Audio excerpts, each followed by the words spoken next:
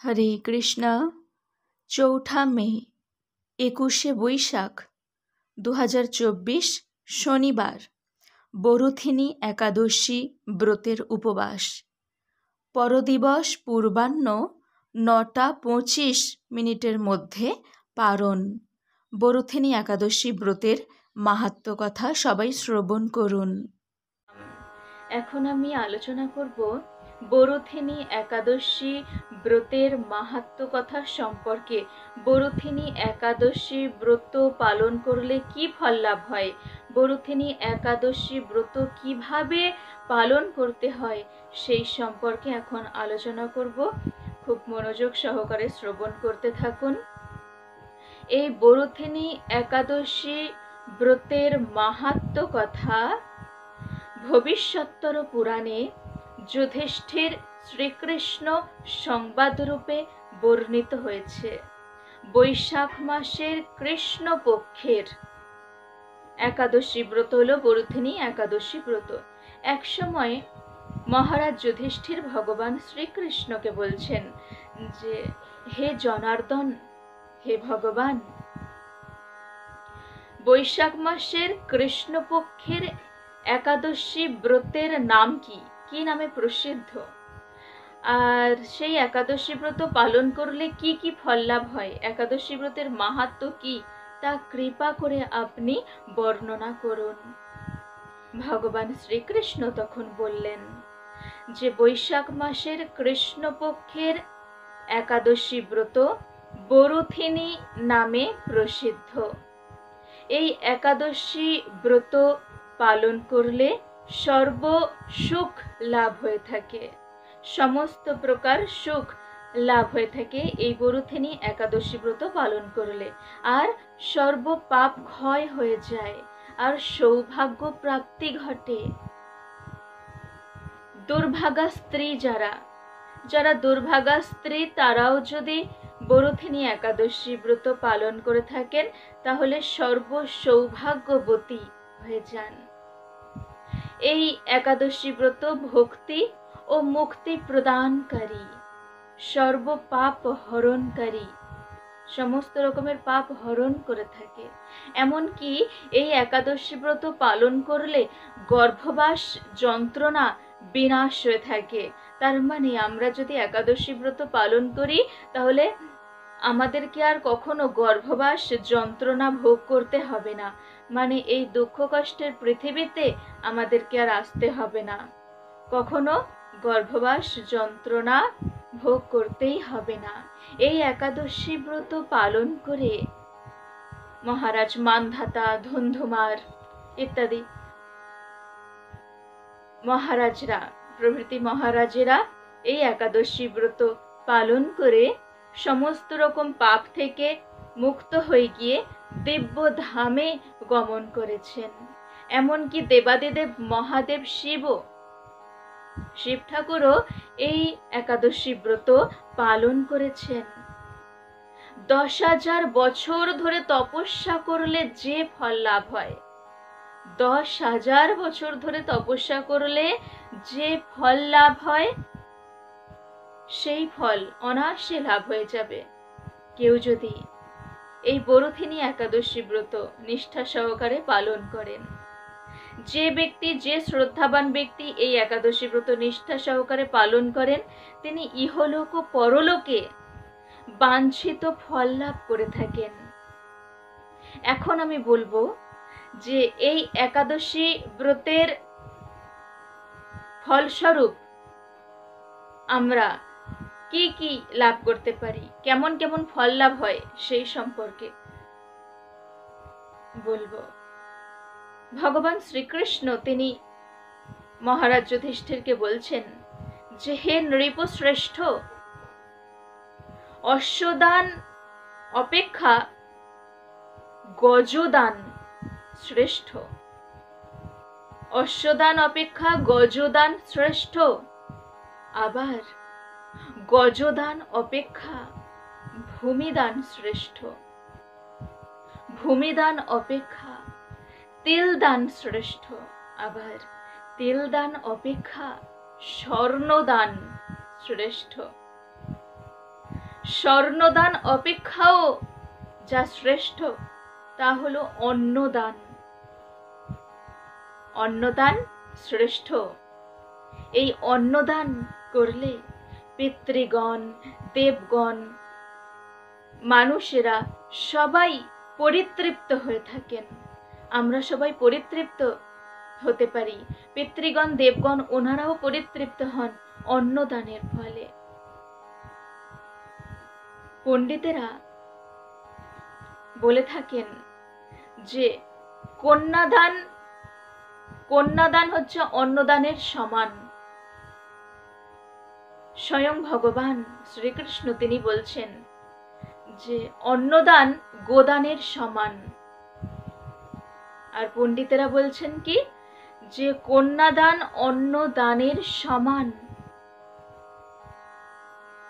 যে ব্যক্তি স্বর্ণালঙ্কার সহ কন্যাদান করে থাকেন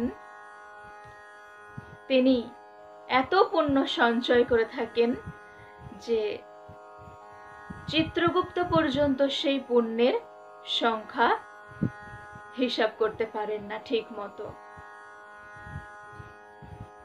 আর এই যে সমস্ত দানের কথা বললাম, এই সকল দানের থেকেও শ্রেষ্ঠ হলো বিদ্যাদান। বিদ্যাদান সকল দানের থেকে শ্রেষ্ঠ,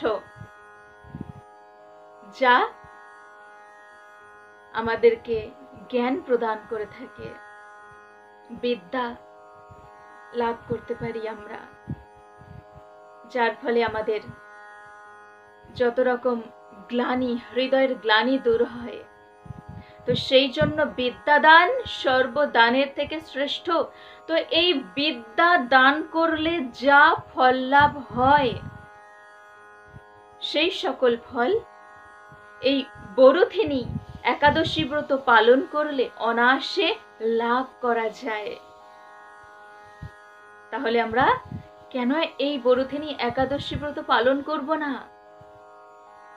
এখন আমি আলোচনা করব যে এই বরুথিনী একাদশী ব্রত কিভাবে পালন করতে হয়। দশমী থেকে আমাদেরকে নিষ্ঠা সহকারে কিছু নিয়ম মেনে চলতে হবে। দশমী থেকেই কোনো রকম আমিষ আহার করা যাবে না। আমিষ আহার তো কখনোই করা উচিত নয়, তবুও এই দশমীর দিন একেবারেই করা উচিত না। তারপর দশমীর দিন কাঁসার পাত্রে ভোজন করতে নেই, শাক খেতে নেই, ছোলা খেতে নেই, মধু খেতে নেই, আর অন্যের প্রদত্ত অন্ন কখনো ভোজন করতে নেই। অন্যের প্রদত্ত অন্ন গ্রহণ করবেন না। তারপর মৈথুন ক্রিয়া সম্পূর্ণরূপে পরিত্যাগ করতে হবে দশমীর দিন। এইভাবে নিষ্ঠা সহকারে দশমীর দিন এই নিয়মগুলো পালন করলে তারপর আমরা একাদশী ব্রত পালন করতে পারবো। তো একাদশী ব্রত পালন করে সেই দিন কি কি করণীয়, একাদশীর দিন কি কি করণীয়, সেই সম্পর্কেও বর্ণিত হয়েছে। যে দুধ ক্রীড়া, ওই যে পাশা খেলা, জুয়া খেলা, এই সমস্ত কিছু একদম বর্জন একাদশীর দিন। তার কোনো রকম নেশা করা যাবে না।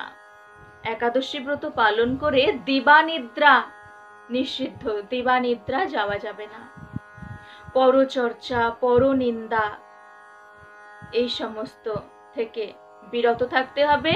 প্রতারণা, প্রবঞ্চনা এইগুলো কখনোই করা উচিত নয়, একাদশীর দিন তো একেবারেই নয়। আর ক্রোধ কখনোই এলে হবে না, ক্রোধকে বশীভূত করতে হবে। আর কি চুরি, লোভ, হিংসা, মিথ্যা কথা বলা, মিথ্যা বাক্য প্রয়োগ এগুলো কখনোই উচিত নয়। তারপর একাদশীর দিন